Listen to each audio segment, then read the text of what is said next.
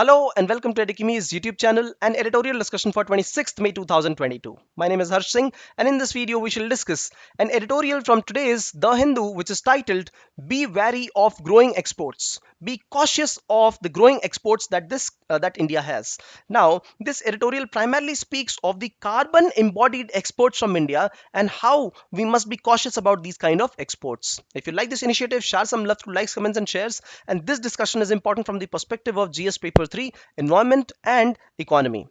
Now, before we get into the carbon embodied export items, we must also understand the complete current account, which is important from the perspective of many things discussed in economy. So we are speaking of the 2 years, 2021 financial year, that is 2020-21, and the next year 2021-22. So do keep in consideration that the last year had COVID impacts as well, right?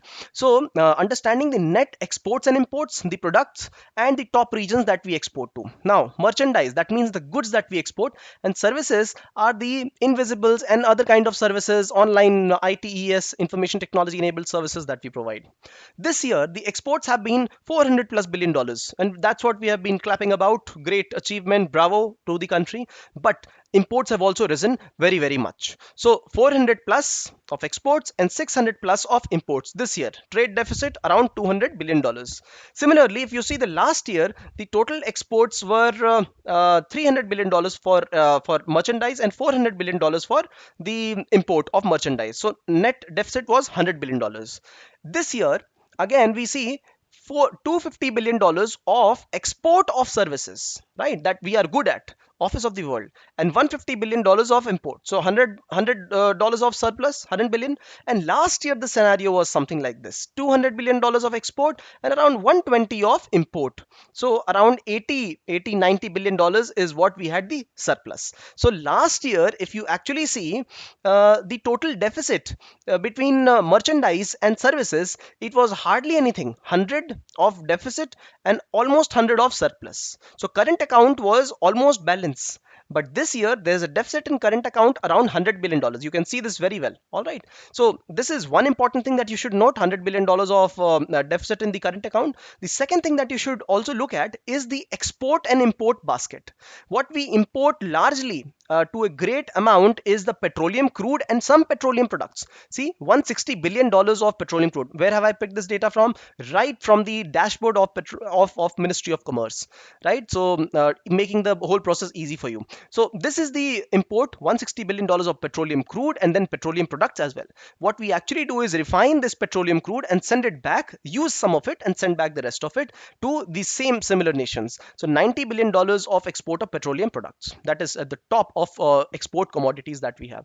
Then we import a lot of gold to consume it, marriages and celebrating and giving it to people here and there, provided we are rich enough. Then we have coal, coke and briquette. This is for the raw material for various industrial processes.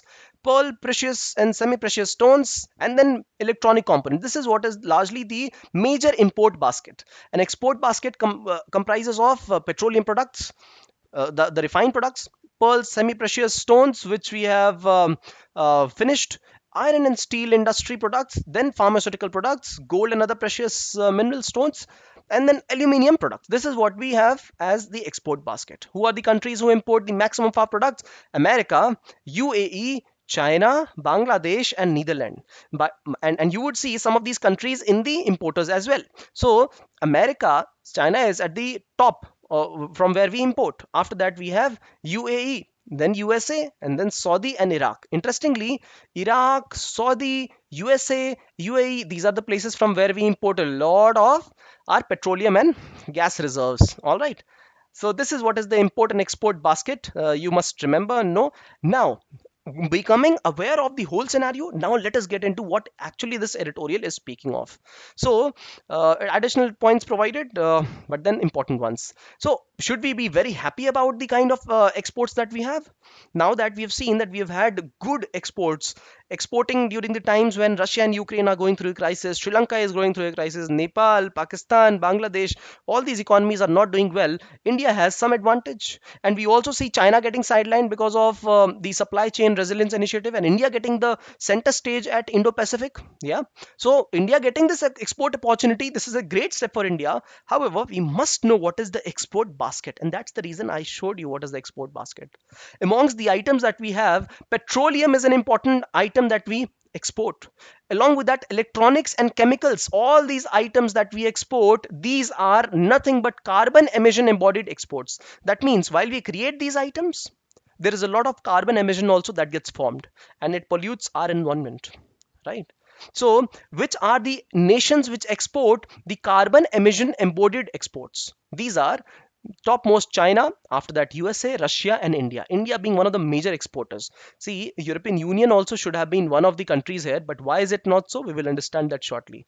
Now, the irony of the day is that China's such net carbon emission exports have declined.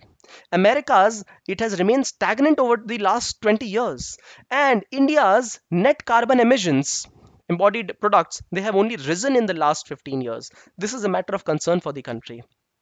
All right. The net carbon dioxide exports are decided by total such exports, carbon embodied exports, minus total such imports. And India is rising in this. On the other hand, China is declining. USA has remained stagnant. That is the situation.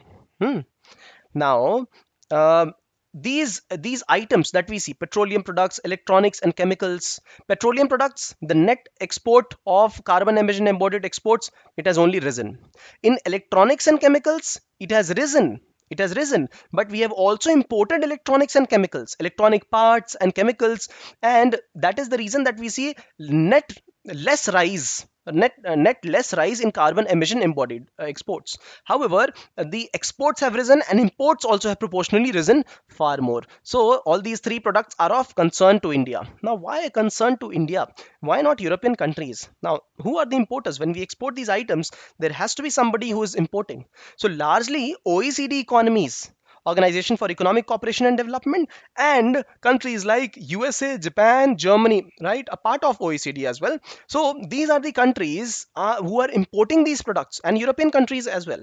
Why do they do it? It is because these countries themselves have stringent environmental measures. Because the environmental measures are tough here, it is tough to establish an industry, and the remuneration that is provided to the industry will be less, because carbon taxation will be high, because remuneration to the employees will be high. Then in that case, the profitability of the company is high, so they will have a tendency to locate at those places where environmental norms are not strictly followed, where the pollution intensive industries can get easily located, where enforcement of these environment laws is weak, where they can cut their resources, cut salaries and labor cost, right? And which are the destinations? India is one of those destinations. That's why we are discussing this. India is exporting those items from India itself, which the European countries need. And earlier, European countries were making these items by themselves. And now we are raising our exports by replacing China. We very well know what are these products, right? Electronics, chemicals, and petroleum, all of them carbon intensive products, right? Now, there is something called as a Kuznets curve. All right. This environmental Kuznets curve, this speaks of inverted U-shaped relationship of the income of a country and the environmental degradation.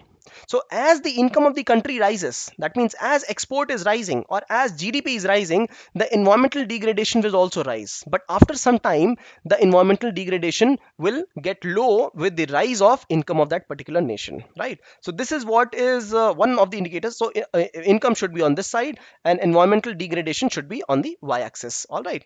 So this is an important Kuznets curve. Now, right now, India is at possibly the position where the environmental degradation is rising with time, right? And but this must not happen. So what should India do so that this doesn't happen? Let's look at that. See, it is now a fact that growing consumption in the rich countries is at the expenses of the developing countries like India, right?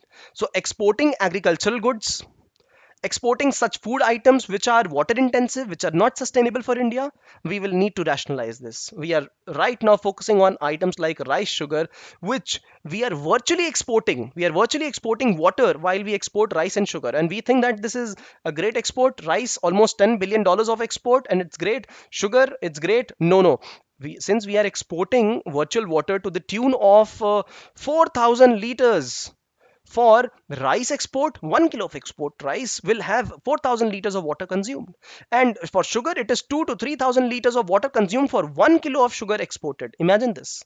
We should not be thinking of this as a positive export. We should not be happy about this. We must rationalize this through water use efficiency, because this is already a declining and depleting product that we have, the natural water. Similarly, when we speak of the polluting norms and pollution in the country, we must impose environmental tax. OECD countries, European Union have these kind of taxes, and this amounts to almost 2% of the GDP. But in India, it is around 1%, and in fact, it is declining from 1.38% to 1.0%, 1.07% is the rate. India must impose these kind of taxes. Yes, yes, we will have to compromise on growth and development for the short run, but then in the longer run, we'll be at a better position environmentally, ecologically, and possibly economically as well. India and China had a major rhetoric in, and they declared this openly in the speeches in COP 2009 Copenhagen. They said that the developed countries who are consuming polluted good products elsewhere have also an obligation to clean up the mess. All right, absolutely. So developed countries will pay for these items, no? They must. So we must understand that we must be aware of the basket of export products that we have.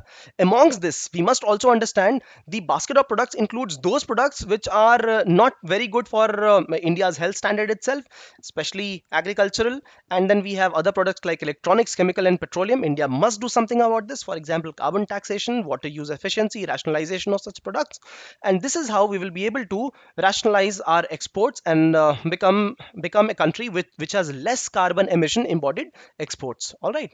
Now there is another editorial I remember had clearly discussed on the rationalization of the agricultural exports, which are not very pragmatic and sustainable. I will attach the link to that editorial in the comment section. I'll ask you to watch that one as well. Now, a quick question to you people. Mention 4 ways to handle the carbon emission embodied export rise from India. Simple question, yet I would like you to exercise your mind and type down in the comment section the answer to this question.